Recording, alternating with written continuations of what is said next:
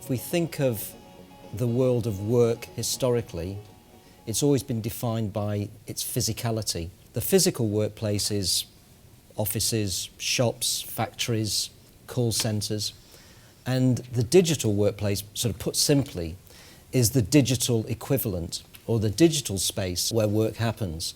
So on a kind of technology level, it's intranets, email, microblogging, teleconferencing, HR systems, iPads, mobile, it's all of the stuff.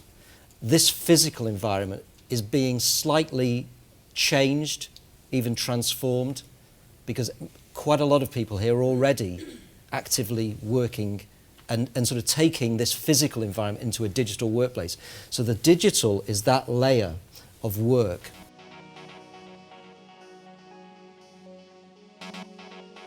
Well, I wrote it for three reasons, I guess. One is that I started to realise, having been working for almost 30 years now, that most of my work had been shaped by my ability to influence the way that I'd worked. So I'd got a kind of personal story of technology and work, which had enabled me to work in a way where I had an awful lot of autonomy and influence over work. The other reason was that the company I run has about 60 people and we have no offices. We work entirely in a digital workplace. We do meet, but I thought that story was interesting. But I suppose the kind of key thing is that I think there's a new landscape, a new geography of work that is starting to emerge and that I think we're at the early stages of. And I don't think anybody had really kind of started to look at the implications of this in terms of leadership, teams, the effect on culture inside organisations. And I felt that it was going to be an interesting story to write.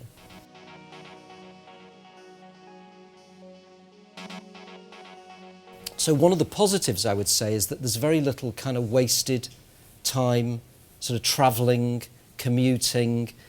The ability to kind of create a level playing field for a team that's based globally now is very important. So for instance, the ability to jump onto Yammer is one of the sponsors which we've used since the company started, instant messaging, the ability to kind of connect people and make them understand. There was a meeting last week in San Francisco for all the people who weren't physically there. It felt like they were. It's created a kind of digital level playing field for everybody inside the organisation. It's very quick to onboard new people into the organisation. They log on to our intranet, they see what's happening, connect with other people, immediately get in the discussion. There's none of the kind of physical impediments that would involve come into the head office, meet people, some of the people are there, some of the people aren't. One of the kind of downsides that I've personally found is that sometimes it can be a bit lonely. You know, you're sort of working from home or you're working in some cafe somewhere and you kind of miss your colleagues. So what we do once a month in London and New York is we have a kind of meet-up where everybody comes to a conference venue and we basically work together. Everybody really looks forward to that. If you're in situations where there's a bit of difficulty going on between two people and one of them's based in the Caribbean and somebody else is based in France, it's hard to get them together for a coffee.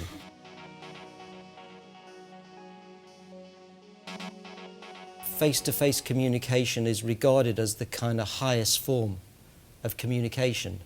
I think one of the things that we might need to question is whether that's going to continue to be the case. The digital workplace is not in some battle against the physical workplace. It's not designed to kind of knock it off its perch and stop people meeting.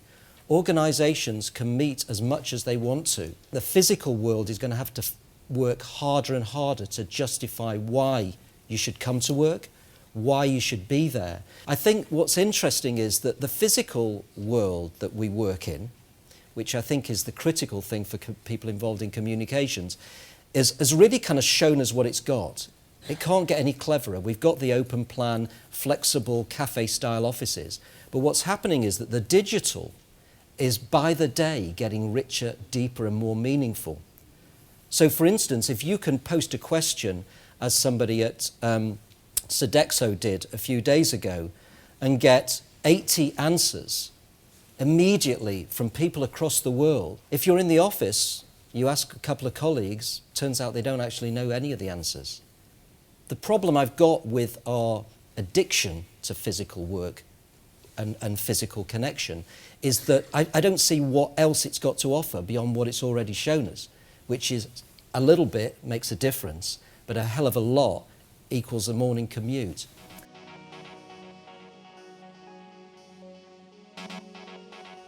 Understanding, navigating the geography of the digital workplace is an absolutely mandatory quality for any leader of any level. They should be seeing this as a real boon, an asset for them. So somebody like Ben Vervaven, who was at BT, now at Alcatel-Lucent, for an hour a month he went online, live chatting to people inside the organisation.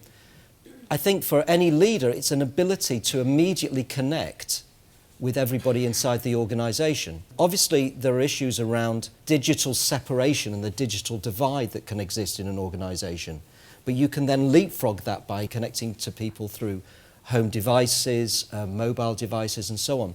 But I really would question whether a leader who's not looking at navigating this world has really leading the organisation.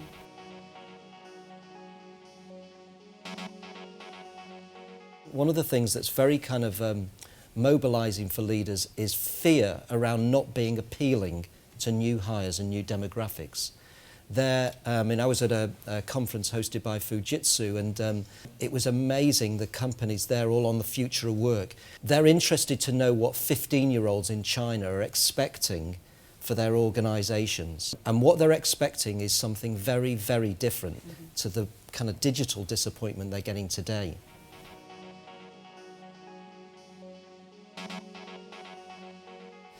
One of the things that I say in the book is that managers' job quite often has been, and to some extent still is insisting that people come to the office and that they watch them work. The question is, when some of those statistics around people being able to flex when and how they work focuses work around outputs rather than inputs.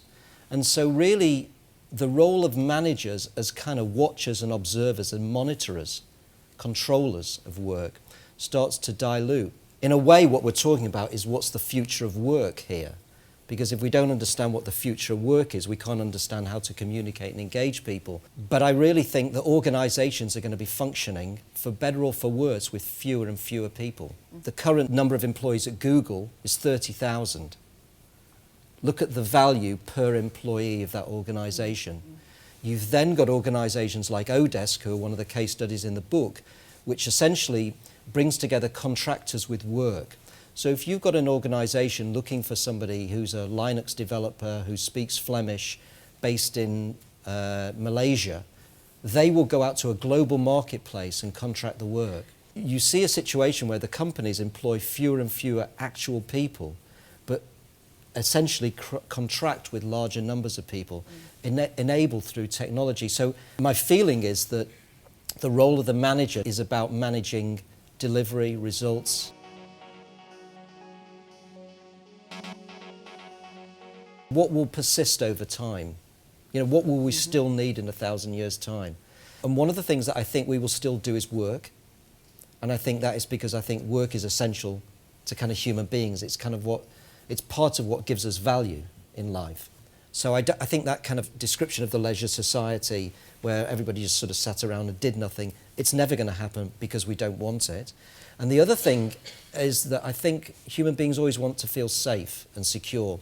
In the digital workplace, we need to feel safe and secure as individuals and as organisations. So you've got companies like Fujitsu, Logica, looking at the whole nature of identity and security in a digital environment.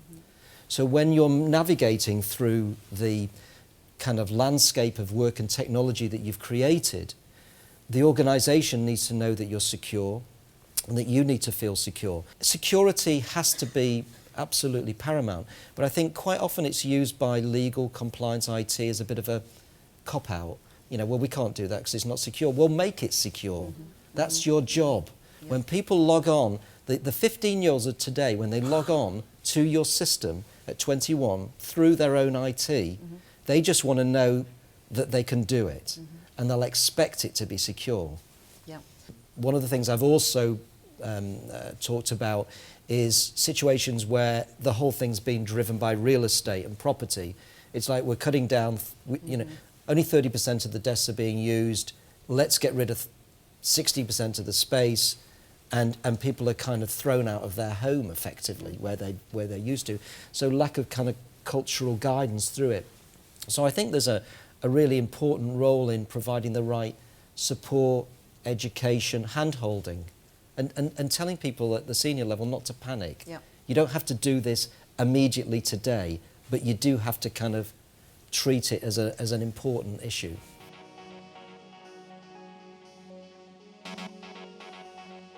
Well, all the statistics are that people who work from home are around about 30% more productive than people who come into offices. So if you look at the Telework Research Network, studies in workplace trends, everything underlies that. You can do it two ways. One is you can take the Odesk way, which is you take screen grabs from people's computers periodically while they're working to check they're actually working. I don't like that. It doesn't even smack of Big Brother. It's completely Big Brother. Having said that, they're running around about 100,000 freelancers globally. So, it's one way of managing it. I think you judge people based on results. I mean, my own experience is that we have a very clear set of deliverables across the company that I run. And we expect people to produce reports on time. We expect them to be at a certain level of quality. We expect them to join meetings on time. We expect people to connect in through Yammer. Frankly, I don't personally care where people work, how they work, when they work. I've got no idea what people are doing today. But a very, very clear idea about whether some mapping of the digital workplace at AT&T is going to be delivered and works at good quality. So I think you can't manage people by sort of observing what they do. You have to look at what they're producing.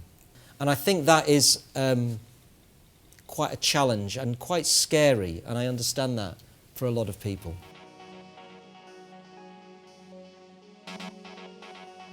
The technology advances are going to be automating more and more things. I think we're probably going to see more robots operating in factories in increasing numbers. I think there's a kind of issue for organisations as they start to as we start to work out where the jobs are going to come from, because there's this sort of relentless process of technology replacing people. But I think this is something that's going to affect every organisation. And I also think it's going to affect retail. I was wondering, and looking at, obviously we've all been into Apple stores, they actually function, when you look at the turnover per store from the number of people there, it's astronomical. And I think all of those environments are affected by the digital as well.